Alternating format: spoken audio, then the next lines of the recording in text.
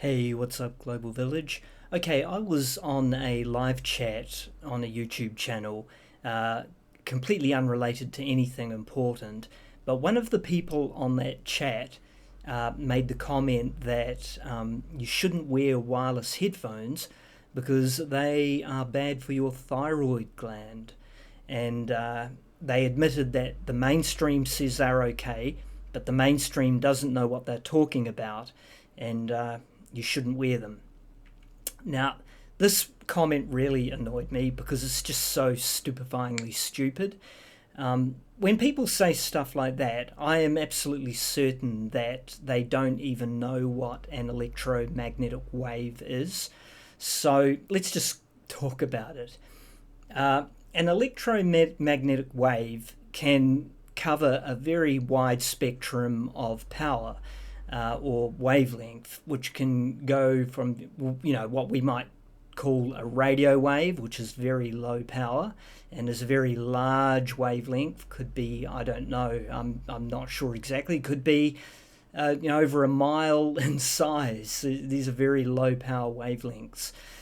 And then you can go to the other far end of the spectrum, the most powerful wavelength, which are really, really tiny, very high frequency, and that would be gamma rays. And a gamma, if you get hit by a gamma ray, you are absolutely fucked.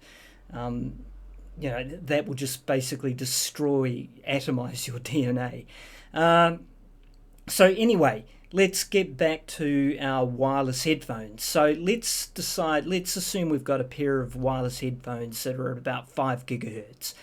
And normally they would be less than that, but let's be generous and say you've got a pair of wireless headphones that are at 5 gigahertz, which is, pretty mainstream for wireless technology. So what do we suppose is the wavelength of infrared, which is below the visible light? We can feel infrared as a sort of mild sense of warmth, but we can't see it. Right, so let's just check it out. So Infrared radiation spans a frequency range from 300 GHz, GHz, to 400 THz, THz. This corresponds to wavelengths between 1 mm and 750 nanometers. Therefore, the lower end of the infrared spectrum falls within the GHz range, specifically starting at 300 GHz. Okay, so at its lowest power, infrared is at 300 gigahertz. Okay, so 5 gigahertz, 300 gigahertz, orders of magnitude more powerful. And that's still very low power. Like, we can't even see that. That's the sort of thing that you'll feel, say, after a nice summer's day, and then you sit down on a rock after the sun has gone down and the rock feels mildly warm because it's been heated by the sun. And you've just got that infrared heat coming back out of the rock, radiating out of the rock. And so when you're sitting on that, your bum is literally taking around 300 gigahertz worth of electromagnetic power, as versus the 5 gigahertz that you're wearing on a pair of headphones. So, yeah, super dumb thing to say. I will go ahead and just say a little bit more about it to make this video a little bit more worth doing. And that is that this is actually what Albert Einstein was awarded his Nobel Prize for, which was the photoelectric effect. So again, I'll just go ahead and let Wikipedia tell us about it. Photoelectric effect is the phenomenon where electrons are emitted from a material, typically a metal, when light or other electromagnetic radiation shines on it. These emitted electrons are called photoelectrons. The effect provides evidence that light has particle-like properties, as it's explained by the concept of light quanta, photons.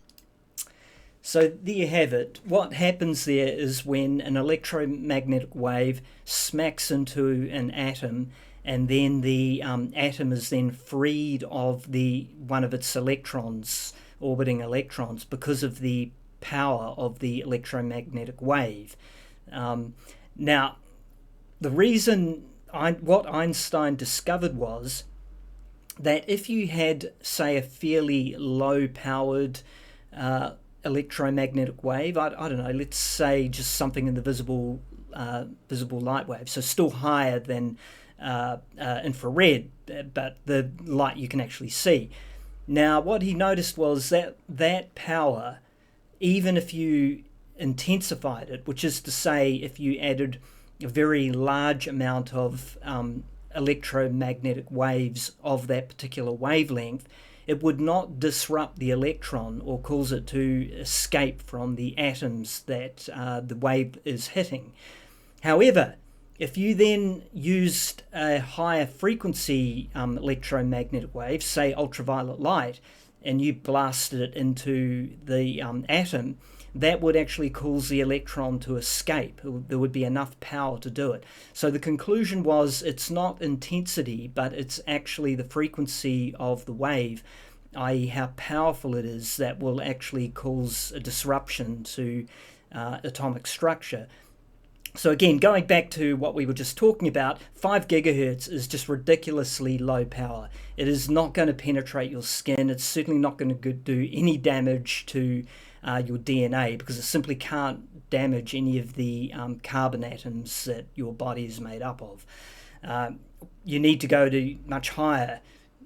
For example, when we get an X-ray at the dentist, that does penetrate your skin. That actually does do some superficial level of damage in order for them to get that X-ray.